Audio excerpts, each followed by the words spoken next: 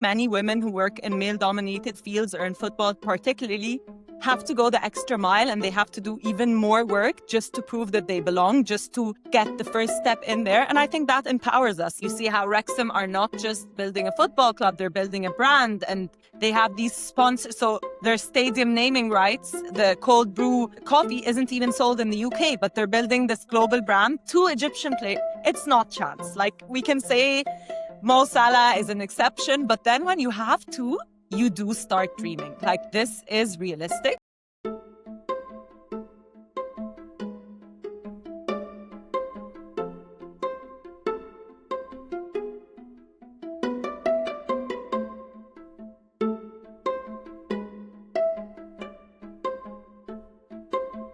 Welcome to the Football Economy. I'm Ibrahim, and today we're diving deep into the intersection of football, culture, digital storytelling, with someone who's mastered all three. Joining us today is Salma Mashhour, Egyptian football content creator, PhD researcher, and the voice behind some of the most authentic football content reaching billions around the Arabic-speaking world and well beyond. Welcome to the podcast, Salma. Thank you, Ibrahim. Very honored, and thank you for the lovely introduction. I hope I live up to everything you said. Yeah, the last person who said that was Kieran Maguire, so I think you will, and he lived up to it.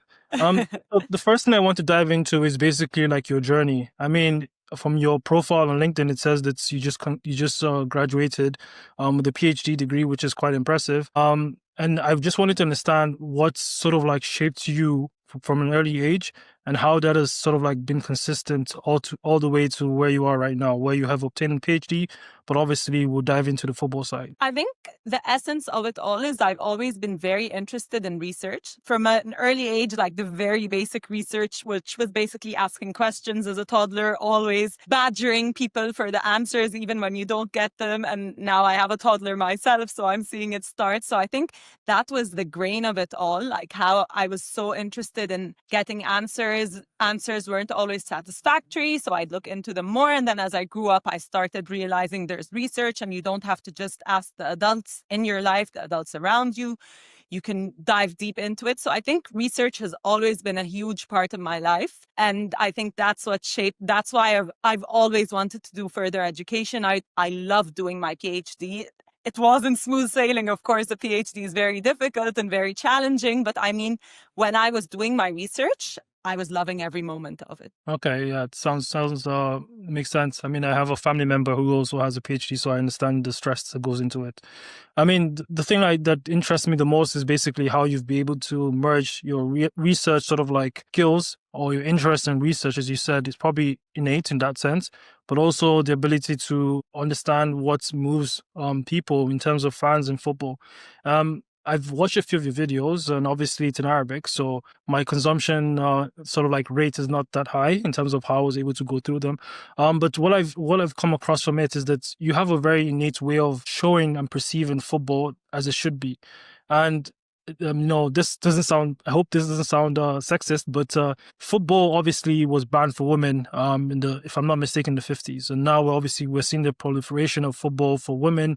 The Euro tournament is going on, and it's been very successful. But you're in a male heavily dominated industry so far, and you're from a Middle Eastern region. How has that worked? How's that come to be? That's my question. I don't want to come across as very confrontational, because I don't want to come across as that. But unfortunately or fortunately, that's how I've always been. Like, I've always been, if someone tells me you can't do something, or if someone tells me this isn't for you, it gives me a bigger drive. We were 3 girls. So my mom and dad had 3 girls. But we grew up in Glasgow, where football is huge. We moved to Egypt, where football is huge too. And we always loved rough and tumble play, playing outside, playing football, and that was how it naturally evolved. And I think the fact that people would tell me, like, you're not supposed to be talking about football, you're not supposed to be playing football, pushed me even more. Like, if you think I don't belong here, I'll prove that I do. It's challenging, and I get the pushback. And so many people think women are just there to tick a box or for these superficial reasons. And that makes it even harder, obviously. And at the end of the day, I always think when someone tells you you don't belong somewhere and you have to prove that you do, you have to go the extra mile. And I see that not just with me, many women who work in male-dominated fields or in football particularly have to go the extra mile, and they have to do even more work just to prove that they belong, just to get the first step in there. And I think that empowers us. Like, the more you know, the more you're able. There's nothing biologically that makes me less capable of speaking about football than a male. So as long as I do the hard work, as long as I know what I'm talking about, as long as I put in the effort, there's no reason why I shouldn't be there. So Okay, understood. I mean, and just to give a backdrop into like your background and how you came to be, or how I came across your content. I'm not entirely sure right now, but you worked for Ezra 3, the channel, the big. Elza. Thank you for correcting me. Yeah, and yeah, Marwan was the creator of the channel. He's still involved, obviously. What's the sort of like the opportunity that came to be for you to actually be in the same environment as Marwan, and how you started working together? So we started doing FPL, Fantasy Premier League content. So I was in a league with Marwan through common friends. Like, you have these mini leagues, and I was in this league. I didn't know Marwan personally. I had met him once, and then I beat them all that season. Like, the mini league, I was top of the league. So Marwan called me and he asked me, would I be interested alongside my husband to just come on an episode and just do this one episode with him. And then after we spoke, he was like, why don't you take over Fantasy Premier League on the channel, have your own show, you and Ahmed? And that's how it started. Yeah, and definitely it's gone so well that you obviously have created your own channel, which we can get into. I mean, the first sort of like the introduction of your first video on your channel is basically talking about how you're going to be basically doing the same thing you did on the previous channel, and you would like to actually have the fans be a big part of it, how you like to have them come along. I watched a few videos basically, and it's sort of like resonates with me that you and Ahmed are both very transparent. I mean, as transparent as you can be about your personal life in terms of like being a public figure when it comes to trying to connect with the fans. It's very strange for me seeing that personally. So I've the toughest question. I'd like to understand, how do you get to a place where you can, give honest content about where you are at right now in life and where you want to be, and potentially what you're struggling with. I mean, it's very tough to understand how a human being can get to that point. But I mean, this is why you're here. Yeah, and I think so it cut off a bit, so maybe I missed part of the question, but from what I understood. Yeah, Yeah, go so I on. was gonna say basically the final part of the question is, I'll repeat the question, then maybe. Yeah, so basically I was trying to ask about the way you've been able to connect with your fans. Both you and Ahmed and Ahmed is the co-creator of your channel, which is Ahmed and Salma, and both you and Ahmed have been, and he's also your husband. Both you and Ahmed have been able to connect with your fans in a very transparent and honest way, which to me is very strange. With all due respect, because I feel like it's very heavy for a person to be able to be that transparent. I'm not sure if it's a cultural thing or it's just you and Ahmed have decided this is how you want to take your fans on this journey. Could you explain the thought process that goes into it and how you've been able to come to peace with that? I think a lot of it was timing, because basically we were forced to start our own channel when Ahmed moved to the UK with me, because it was getting much harder to create content at Marwan's studio, which is obviously in Egypt. So it was getting very, very difficult logistically. So we were kind of forced, if we want to keep doing this content, to start our own channel. And it came at a time where there was huge change in our lives. Ahmed was moving to the UK. We were starting our family. So we started the channel 5 months after I had my first child, and we were moving to the UK. There were all these changes. And then even throughout me doing vlogs, I realized that people were so interested in the journey to the stadium, the food I pick up on the way, the transportation. So the process towards everything. And I realized lots of people in Egypt and the Middle East and elsewhere, like anywhere outside the UK, think that moving to England is the dream and everything's going to be easy. And we thought, maybe let's take them on our journey. Some bits are hard, some bits are easy. Or actually none of them are easy, but I mean, some are harder than others, and let's take them on this journey. And this is what it's become. And like, I'm going to shock you a bit. So we're going to start our own podcast next month where we're going to delve. So basically we've been focused on football. We'd stray away from football very, very slightly, but now we want to start our own podcast where we talk about social issues, moral issues, like anything we talk about at home. Not anything, obviously, but many of the things we talk about at home, we're going to share them with our audiences. So Right, interesting. Yeah, and congrats on the launch to be for the podcast. The thing that interests me the most is how you're able to go on this journey and then display it and showcase it for the fans. When you look at sort of like how clubs are marketing or trying to connect with their fans, what do you think is missing? You know, we had Neil Joyce on not too long ago. He's the CEO of CLV Group. Basically, they try to inform clubs about how to use and leverage their data because they're losing a lot of like unearned revenue that they can earn by potentially understanding more about how they can connect to those fans and where they are. And I look at content creators such as yourself and the other content creators who understand how fans operate, how they think, because you guys are fans. When you're speaking to a potential club executive, if you had the opportunity, or you probably have, but if you're trying to explain to them what they need to understand about how to connect to fans, what fundamentally should they be positioning themselves as in terms of the strategy, in terms of the roadmap for how that should be? I think this is a very good time with the football regulator, the independent football regulator that's coming in. Lots of what the regulator's in charge of is number one, fan engagement. Number two, also fan heritage, or like the cultural heritage of the club. So I think it's a battle, especially with the commercialization or the corporate structure that's coming into footballs, especially in the Premier League and like the top divisions, to keep your heritage, to keep your fan, like the badges, for example, all these things that are very, very important to the local fans, especially,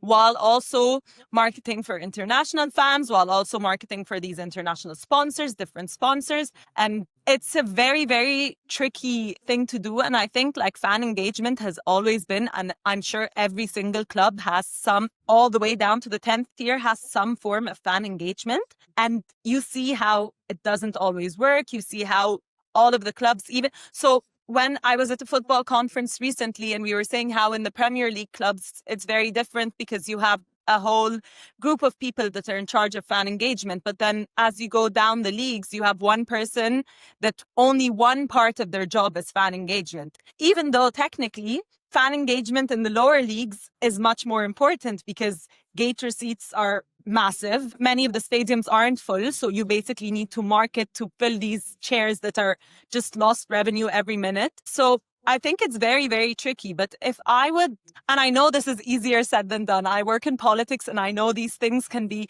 you can have the policy and then when you try to make it work, it's a struggle. But I think ultimately fans and human beings in general want to be involved. They want accountability and they want transparency. And that's it. Like if there's a crisis, if you're transparent about it, if you bring them into the process, even if they're not making the decisions, we all know it's unrealistic to have every fan in the decisions, but have a liaison, just keep them updated, keep everything transparent, let them know, communicate. And I think that's the key. Like there are going to be crises. It's difficult to run a football club. It's expensive to run a football club. Be transparent. Like even in this conference, there was someone from Brentford, and like Brentford is like the gold standard for so many of these things, especially data, for example. We all know that. And like even with fan engagement, they make sure they use data. They make sure that they have financial literacy initiatives because the average fan won't be that informed, won't understand the financial aspect of it all. They won't understand the trade-offs that come into any budget. Yes, we can put the prices of your tickets down, but then we'll have to do blah, blah, blah. So I think these initiatives are really, really helpful. I mean, when I look at your journey, like being able to go from different Premier League clubs to all the way to the 10th tier of like the Premier League the English pyramid, what do you see as like lacking from the very top? So from the EPL, from the Premier League itself, what do you think the league itself is missing from what lower leagues are able to cultivate or experience with their fans that potentially they're losing sight of because obviously they don't need right now to focus on that because of the massive amounts of broadcasting deals and commercial revenue that is serving. What do you think that you've seen from your journey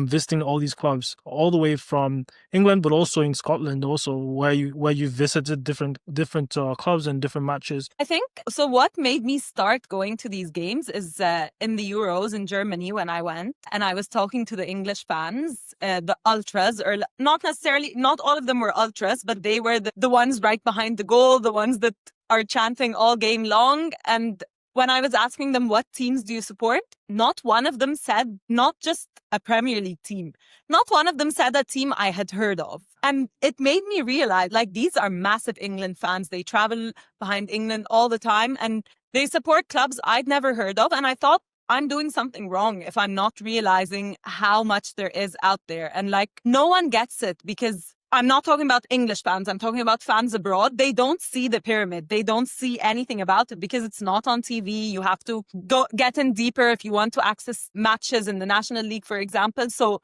and it's so fascinating. And it's one of the most unique things about the English football pyramid. And you see the passion, like 10th tier club, you're there, it's cold, there is no food, the food ran out in the middle of the game, but they don't care. They're there cheering their team. They adore their team. There's no time scoreboard thing that says the time. And I remember I was at a game and they're usually at 3 and it was at 8. So someone was like, isn't it supposed to be half time? And they didn't realize because they're used to checking their watches and they didn't. But this is what they live and breathe. And the community link, that's it. Like the link to the community. You don't have fans traveling from all around the country, let alone all around the world to these games. So they're so linked to the community. Their kids go to the same schools. They go to the same leisure centers. They do the same things. And there's so much potential to serve your community through these social capital infrastructure hubs, if you want to call them. And then in terms of the economics of being able to travel to these social venues, how does that work? You know, you're traveling to a classical game, Madrid versus Barcelona, and obviously you're a Madrid fan, and then you're traveling to games in different parts of England. How does it work from a financial perspective? Because obviously this is also capital intensive in that sense. Yeah, and I think that's been my biggest struggle. It's been very, very expensive. I've been self-financing everything I do till now. Like I haven't had anyone help me finance. I pay for every single ticket I get, and not only do I pay for it, I struggle to get it. Like every single ticket I get is, I'm talking about the top tiers, I'm not talking about the lower tiers, is a struggle to get. So it's been difficult. And like basically what I've been doing is every single penny I've been getting from working at the university, it's been reinvested into football until now. It's been very, very tricky. But one interesting thing, since you mentioned Madrid, something about English football, it's so expensive. Like me going up to Manchester to see a game is triple the price of me flying out to Madrid, watching the Clásico, the biggest game in Spain, and coming back. So yeah, and I think that again goes to the football pyramid, how so many fans are being priced out of the Premier League, and that's an opportunity in the lower leagues to tap into. This is your time to get these fans invested into your clubs because the Premier League is becoming crazy expensive. People aren't being able to get tickets. So I think it's a golden opportunity. Yeah, I completely agree with you on that point. And in terms of like the Arab-speaking fan base, I mean, most people probably know this, some might not, but Arab-speaking fan base is one of the most passionate fan bases for football, probably the most, if I'm being honest. And yet mainstream media, I mean, not in the Middle East or in the Arab-speaking nations, but mainstream media here, as we know, in Europe, in England, they kind of they actually overlook them. It's like, you know, there's a lot of revenue potential, commercial potential there. From your experience, being an Arab, being an Egyptian, and obviously residing in the UK, how do you think they should be considering or be reevaluating the opportunities that they're, you know, leaving on the table when it comes to the Middle East, and not the, you know, the very cliche Mo Salah promotion or partnership, something more tangible, something more relevant culturally, something more unique from your perspective? I think you're right. And this is something like I've been emailing clubs left, right, and center, trying to tell them how much potential there is and how much of a missed opportunity. Like even with Arab fans coming to the UK, I think I'm the mayor of trying to help especially Egyptian, but Arab fans in general, trying to get Premier League tickets. And it's a nightmare. If you're a tourist and you just want to watch your club once in your life, it's a nightmare. It's impossible for you to get tickets. And I get it. I do. I get that the local fans that live around the club don't want to see the tourists there. But I also think these tourists support Arsenal day and night. They've never been there. It's their dream. So I think the clubs need to do something to allow just like a portion of the stadium every game. They don't have to be that many tickets for international members, and make it hard. Make them have to prove that they're hardcore fan. Do whatever you want, but give them the opportunity. Let them buy an international membership. Let them be members in your club for years and let them build up. I don't know, but I feel like it's so difficult. And I do get it. Like, people don't want to go to games and sit next to tourists. They want to sit next to the locals. They want to see the real cheering. But at the same time, I do get these people live and breathe Arsenal in Egypt, so many miles away, and they adore the club. If you sit and talk to them, you'll have so much more in common than you think, and they don't have the opportunity. So I think it's a shame. And things like the pre-season tours and stuff, I do think there's so much potential in going to Arab-speaking countries. As you said, they're among the biggest consumers of the Premier League. They're among the biggest consumers of English football. I think there's so much potential there. Yeah, I completely agree with you there. And it's something that I think I've been to Egypt before, actually, when I was younger. So it's something that I believe that they need to reevaluate. Otherwise, it's the Americans will definitely do it. So I'm talking about the MLS here. Yeah. They will definitely do it. But yeah, I mean, when I look at the emergence of Omar, and then obviously the rise and continued rise of Mo Salah, I see, and there's Nido from Tottenham. He was someone I really liked, but I'm not sure what his popularity level is in Egypt now. But I heard he's also very involved in the media, so he's not disappeared completely. But my question here is basically around what's the reception towards these Egyptian icons in Egypt when it comes to social issues. I know Mo Salah is very big with charity, but when it comes to broader social issues around football specifically, in terms of like supporting academies there, in terms of trying to bring up more potential Mo Salahs or Omar Mamouches in the future? I think it's huge because we had Mo Salah for a few years, and like everyone was kind of, he made many Egyptian kids dream. But lots of people were like, Mo Salah's a one-off. You can't be like Mo Salah. That's just him.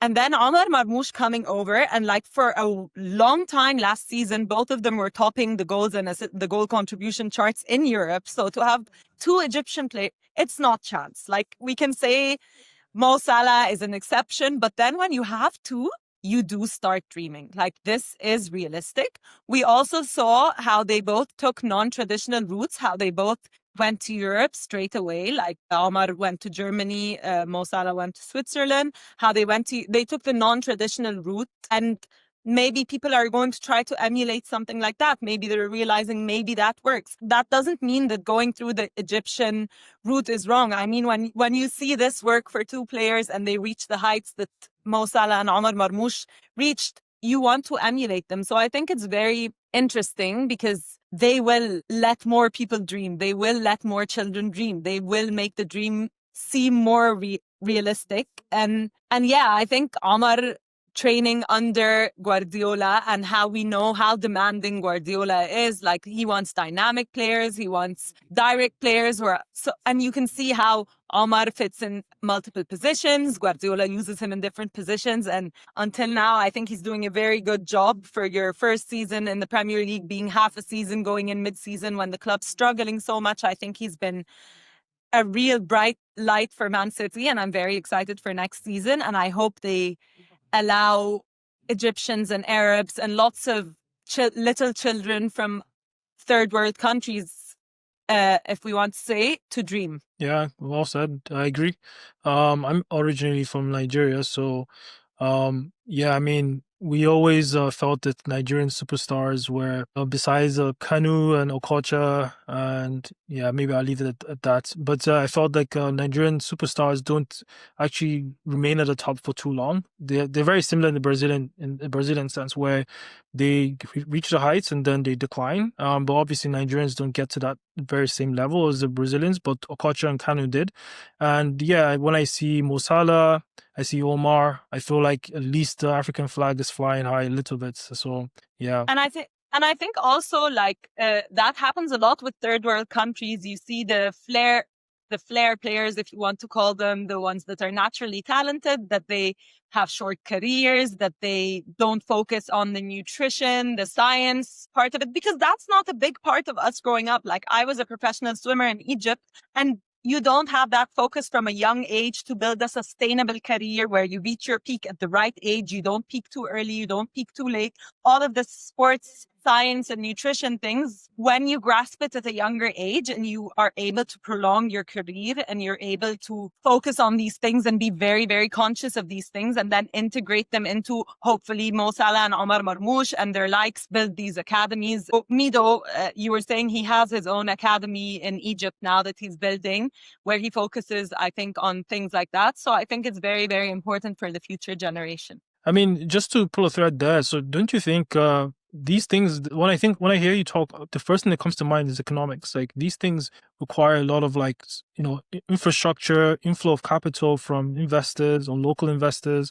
And there's this thought, I had a discussion with someone else a few weeks ago, and there's this thought that people have when it comes to Africa, that it's something, it's an environment you don't understand, and people want to have certainty when it comes to their finances, and investors don't want uncertainty. So they want to know that if they put this amount of money into a business or an entity, there's guaranteed returns, or there's a chance of a return over time, where like you say, in third world countries, it's very uncertain. This is obviously a no-no for an investor.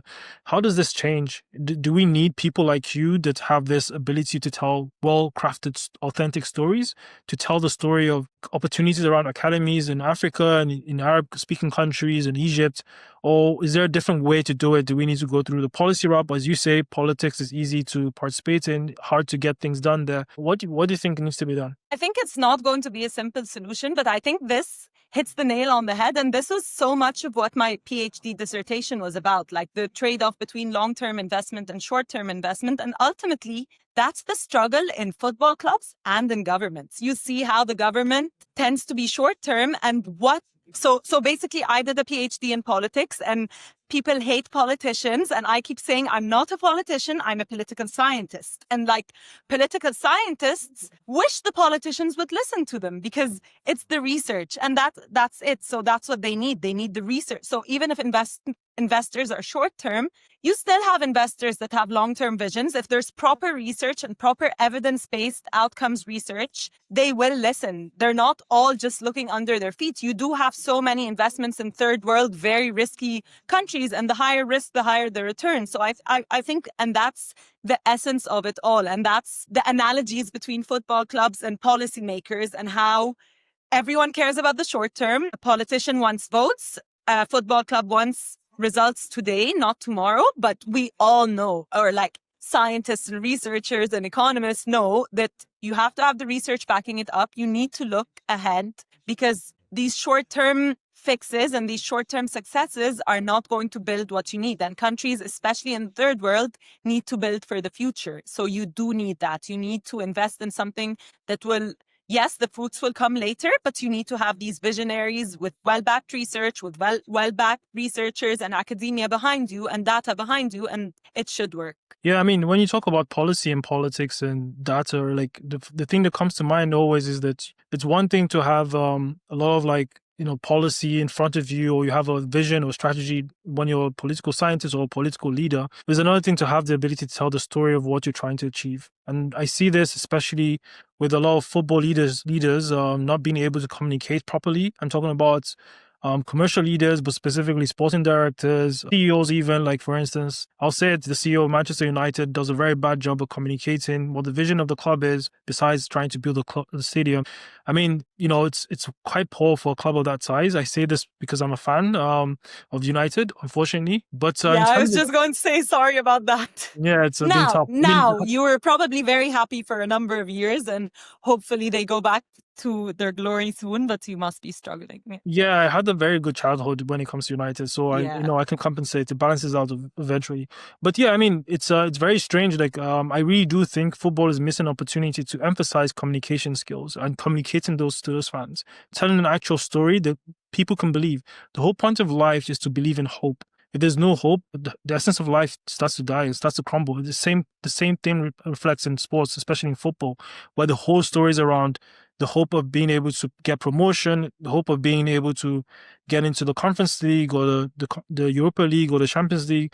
And this is why the chairman of Crystal Palace is obviously fighting heavily, CAS, to try to get the case rescinded, because the hope that Crystal Palace has dies. And I just want to understand from your perspective, since you're a political scientist, how do people in leadership positions, especially in football, transcend from structural analysis and data-driven sort of like information or insights into trying to convey it very narrative, very content-driven, creator style sort of like story? And I think that's the struggle again. Like, I think with lots of research, there's so much very, very good research out there, but it's written for academics. It's not written for the average person. It's not written even for the average policymaker or some.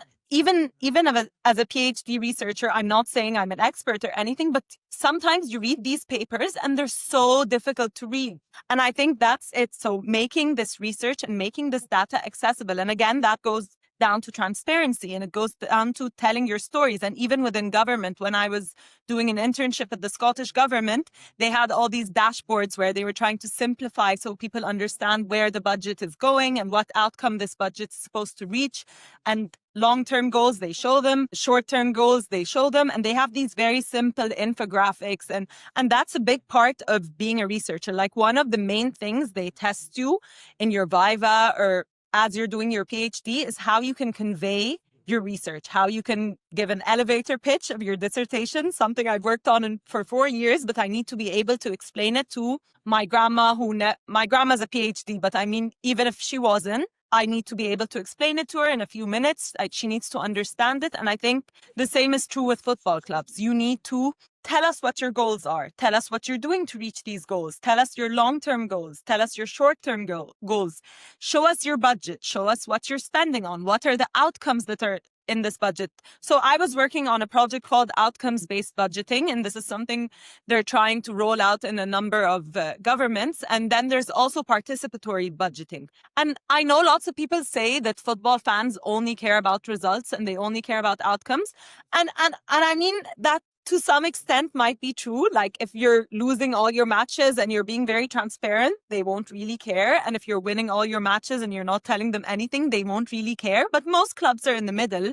Just talk to the fan that wants to learn. Talk to even if not all your fans are going to look at these infographics, have them out there. So when someone's upset, when someone has grievances, they know what to look at. So I think it's tricky because the average person won't understand it. But I think this is something clubs need to invest in, making it accessible for the average person, being transparent. Because if you're having a crisis, if you're struggling, making it the only way you can make it worse is not communicating. So I think that's very, very key. I mean, completely agree with you on all points there. And then when it comes to sort of like women participation in sports, specifically football, I mean, you know, there's a lot of initiatives that have gone by, like in terms of media specifically. And then, you know, we can see some representation like Kelly at Sky Sports, but, you know, that's probably because of nepotism, but that's another topic. And then there are other, you know, participants that are women, but like the podcast with Gary Lineker, so the Rest is Football, he owns Go Hunger, he's a co-founder of Go Hunger, and there was a lady there who obviously worked for Dazan, and she's well experienced, has a very good background in terms of like different languages that she speaks, and it's very refreshing hearing like a female voice analyze the men's game, in my opinion.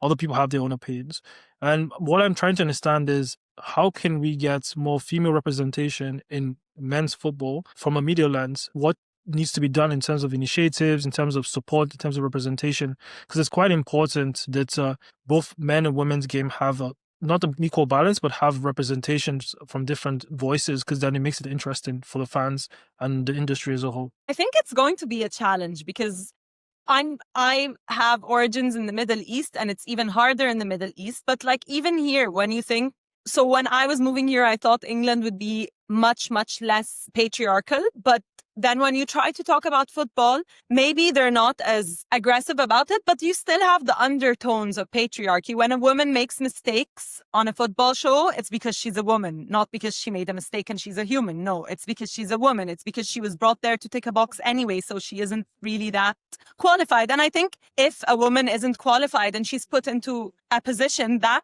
ruins the cause, because no, it should all be based on qualification. I think the sad thing is, for a while, And I think with any minorities, even though women aren't minorities, but any minorities or groups that are discriminated against, I think there needs to be some sort of box ticking, but you still have to make sure that even if you're ticking a box, you're getting someone that is very, very qualified, getting someone, because it's difficult, because I'll go back to not even media, so female access to media jobs, female access to football in general. Like once I had my kid, I realized how difficult it is for me to go to football games and how unheard of we are. Like, so I'm not a single mom, thank goodness. I'm privileged not to be a single mom, but my husband works on weekends. So when the games are on a Saturday or a Sunday, I'm alone with my child. I thought I'd just take my child and go to the game. And it hit me how difficult that was.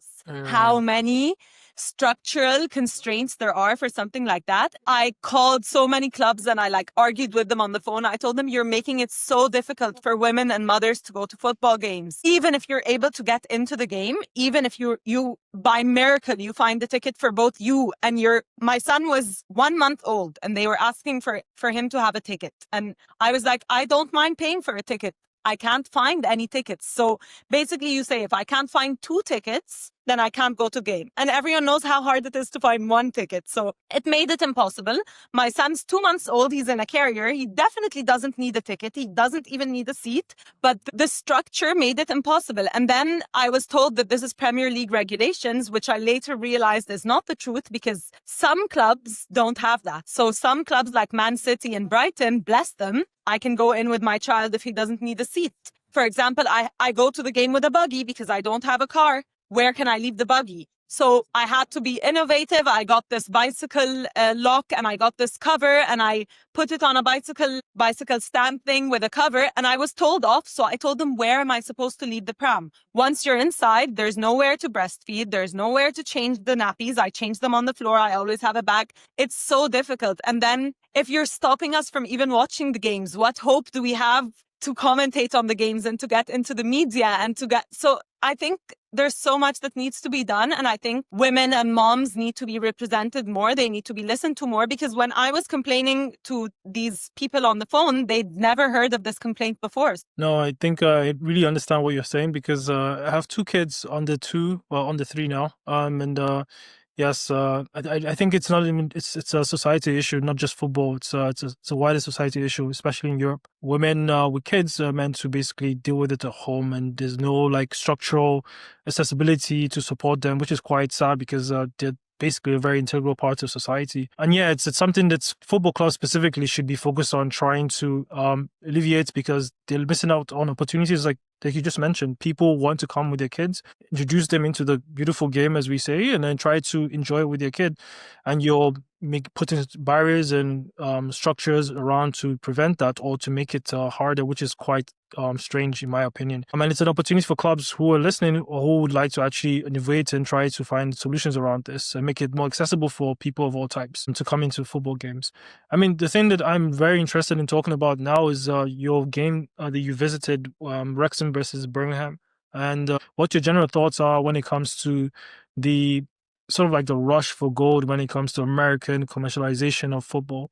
To me, it's my personal opinion is it's a bit of a hybrid, but I would like to understand where you stand when it comes to not just the celebritification of football itself, but the Americanization of football. Honestly, as someone from the Middle East, I don't have a big problem with the nationality of the people investing. I know there's this whole sports washing in the Arab world coming into football, and I don't have a nationality problem with the nationality per se. It all depends on you as a human being, your plans, and I think the football regulator comes into this too, because they're going to have much more stringent tests on fit and proper persons, on financial sustainability plans, staying true to the local culture, the heritage of the club. You can't change the badge just on a whim because of commercialization. So I think yes, it's a gold rush, and I think Wrexham did kind of set this crazy dream, like Mo Salah and Omar Marmoush, I can do this. This return on investment for Wrexham is insane. I'd be shocked if people weren't trying to copy it right now. They should, because wow. And I think again, financial sustainability comes into it, and you see how Wrexham are not just building a football club, they're building a brand, and they have these sponsors. So their stadium naming rights, the cold brew coffee isn't even sold in the UK, but they're building this global brand that precedes whatever happens on the stadium. They're still making this commercial revenue no matter what league they're in. So because these sponsors are there as long as the docuseries is there. They're not there just because they're in League One or they're in the Championship. No, as long as the docuseries is there and the storytelling is there. And I think Ryan and Rob did it right because they realized that the community and the local community is super, super important. And they really engaged with that side of it. And if someone, I still think that they got lucky. Like, I mean, all these promotions, I don't like the odds on something like that must be very, very low, and not everyone will be able to copy them per se. But I think the idea of building this brand that precedes them, because even if they're gone, the brand is still there. It's a route to financial sustainability. It's a route to more revenues. It's a route to things that clubs should want, as long as you keep your local fans happy and your local community happy. I think if you can do it right and you're actually there and you actually care and you employ the right people, I think it's a gold mine. So if I understand, you think it's something that is replicable for other groups or other individuals in terms of branding side of things for clubs who want to venture in that. That's what you're saying. Yeah, I think the football success it's very difficult for me to say whether it's you can emulate something like that. They did it wonderfully well, and I think we've seen so many clubs just put money into their squads and it hasn't worked. But I think from the concept of brand building and like building something that's beyond just the pitch, like building this brand, building this community, involving the local community, involving minorities, building your women's football team, for example, all these things are things that made basically. I know not all Wrexham fans are happy. I know so many of them don't want this. They feel like and I get that. But I think also, like, if they're in the Premier League, I'm sure lots, or even in the Championship or even League One, I'm sure some fans are happy. So if they consult before they do things and if they listen to the fans, again, we go back to communication and listening. If you listen to the fans before you make decisions, and if you always make your fans feel heard, they want to feel heard. So listen to them and engage with them. Don't just send out surveys every quarter. No, listen to them, have them involved in the decision making to a certain extent, obviously. I think fans will be relatively happy. You'll never make them all happy, but I think at least you'll be trying to do it right. Yeah, this is true. It can make everyone happy. I mean, just to go back to the statement or the terminology or the football regulator terminology, so independent football regulator, and that's David Corgan. So he will be the chairman of it. You have to pick the regulator itself and create a structure. I think they're doing that right now from the activity I can see on LinkedIn. My question to you is like, what's your take on? I mean, you're probably your alliances, and I won't say presume, but I think your alliances are more towards the lower league because because you've visited a lot of these clubs. But what's your general take on the powers of the independent regulator and the fears that the Premier League has it, which is warranted considering the fact that playing devil's advocate, considering the fact that they generate the bulk of the money that comes into England, rightly so. What's your general take in terms of how the independent regulator can manage both sides? Although it acts as a backstop, but how can they manage both sides to make sure that we don't get into a heavily regulatory environment and then it spirals out of control? And I think that's the problem with like any political system, even like any regulation is there's always going to be like pushback, and there's always going so I think one of the clubs were saying it's an own goal, like the regulator, and I think it's all very, very new, so we really don't know today. Like this just came into action last week, and it's an act, not a bill, and we're all just finding out what it's more about. But I think as long as it's done right with, again, evidence-based research across along the way, where you have a proper process, where you have appeals, like a proper process for any policy, which I think they're going to do, I think it shouldn't be a big issue. I realize there's going to be pushback. It's like taxing the rich, and there will be pushback from the rich, obviously, and giving to so it's like Robin Hood, basically. I don't think that's how it will work in practice, I don't think. But I think if there's any way for the funds to trickle down, if there's any way because at the end of the day, building a better pyramid helps English football. You have more grassroots English players that you can bring in through academies that will cost less. And it helps the English national team, obviously. So I think the end goal is right. And again, we do need communication. We need constant briefs. We need to be told what's happening. I think it's also going to be very annoying it's like development studies, like how there was so much so for example, climate change and like the climate change conferences, and how the developing countries are very upset because the developed countries had their industrial revolutions without so many regulations on carbon emissions, and then they sped up and they beat everyone, and now you're asking the developing countries to have and I think it's the same. It's going to be difficult, and might make it harder to catch up with these. If you have all these stringent regulations, you can't spend so much. But I think if they do it right and they make sure the regulations aren't on, so I think investing in academies, investing in women football shouldn't be that regulated, and they probably have that in mind. But yeah, I think it just has to be done right, and we have to have more information to judge. But I'm optimistic. I think hopefully it's going to be a good thing. And since you mentioned the academies, it's something that I'm very passionate about, youth sports in general. I mean, it's something I feel like doesn't get a lot of like attention. It's quite strange because the youth drive the sports. I mean, maybe not football necessarily, because as you know, the average age of an English Premier League watcher is like over 50 years old, which when I heard that, I was shocked. And obviously, you've been to the Baller League game. I'm not sure how many games you've been to, but I know you've been to one recently. That's not necessarily youth sports, but my thing is like, a lot of football fans are missing out on the opportunity to see the game in its purest sense, which is the youth teams or the youth academies. Where do you think storytelling needs to come into play to make sure that clubs are not losing sight of this underutilized asset? Because right now, the pure play-to-play is basically try to get them into a club that will a club that will take them on loan or create a path for them to the first team. Most of these players don't make it. Some of them go into illicit activities or go into depression. I mean, there are documentaries about this. So what can clubs, and not just clubs, but football as an ecosystem, as an environment, as an industry, do better to make sure that we are cultivating the right stories around these youth academies, youth players, to make sure that they have the best opportunities, but also the club benefits from a commercial perspective? What's nice is lots of clubs, and I think Crystal Palace is one of them. I think their foundations are starting these schemes where they support players who were released, because it's heartbreaking, and it happens so much more than we think. Like, we only get to see the players that make it, but so many players that don't make it, or that are so close, or that one injury just derails the whole thing. And I think the FA and clubs have responsibilities towards these players to help them. Things like controlling the number of loan players that can go out, that can help. I think that's something we saw with Chelsea, and I think it's getting better now. Like, the amount of loan players they're loaning out from their academy is going down. I hope so, and I think that's something that can be done, where you don't just bring them in so you have them all and then you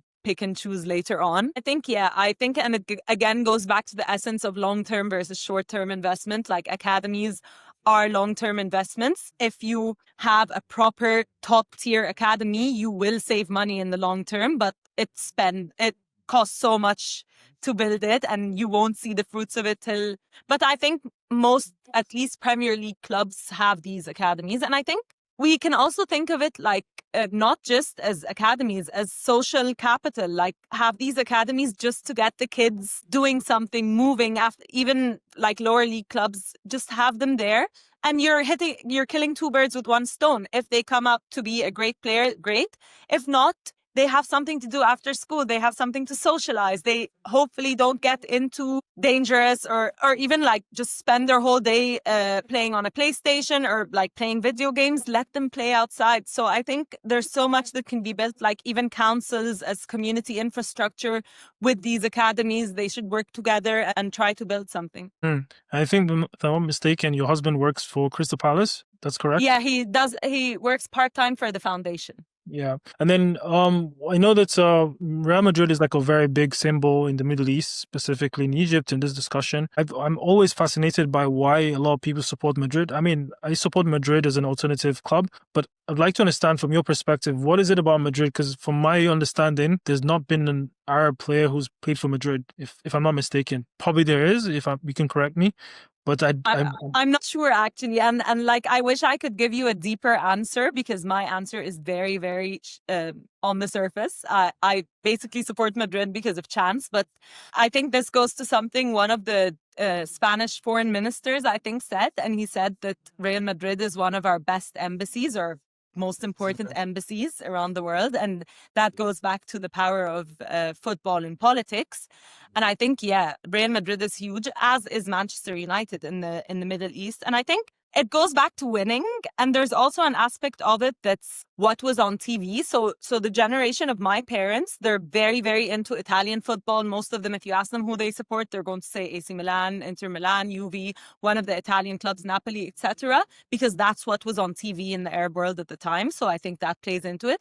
Why I support Real Madrid, it's because I have the same birthday as... So I always loved playing football. Not when I was younger, I wasn't watching it because at home we didn't have football channels because we were all girls. So my dad just never bothered. And then when I started doing the sticker Panini books for the World Cup, I realized that Zinedine Zidane has my same birthday. And I realized, okay, I'm supporting him. And then I started playing PlayStation with Real Madrid only. And it just built and built and built. And that's why I support Real Madrid. Yeah. Oh, yeah. So Zidane would probably be the closest to an Arab. So yeah, yeah, exactly. You can say he's Algerian, half yeah, Algerian. Algerian Yeah. Arab. Yeah, so that makes sense. Yeah. I mean, so I mean, there's a thing that I'm very interested in is also like the Saudi plan for Vision 2030. So obviously, it's something that I feel like we're not sure how that's going to pan out from a sporting perspective. And I just wanted to understand your take, since you sit at the intersection of sports and politics and content creating, which is an interesting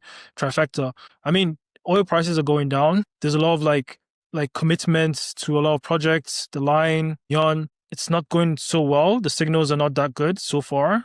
Let's say the last 12 months. Where do you think this where do you think this goes to? Like, not ends, but where do you think this leads to? Because they have a World Cup they're planning for also, and as we know, it requires a lot of like capital spending. What's your take on this? So it's a very complicated issue, and there are so many facets of it that go into it, like the region as a whole. We can talk about how it's very, very unstable. It's very, like the whole world, I think there's so much disillusionment with so many different political systems with what's going on. People are just angry, and they're angry at government, and they're angry with the politics of it all. And I think like sports washing comes into it, and we all heard it with the Qatar World Cup and everything. And I know if you're just reading the news, you'll feel like this is something new, but sports washing isn't new at all. It's what I think from the very start of sports and like the gladiators, sports has always been something so much more than just entertainment. So I think acting like this is just the only form of sports washing or the modern sports washing is a bit unfair. But I realize that there are issues, and any human rights issues, any issues like that need to be addressed. This is very, very important to me. I did my bachelor's degree in international law, and I care very, very much about these things. But I think Saudi Arabia will be fine. I think they'll be able to do it. And I think whether people call it sports washing or not, to a certain extent, it's working. You're walking around London and people are wearing Al-Nasr t-shirts. That's huge. And I'm sure that's something.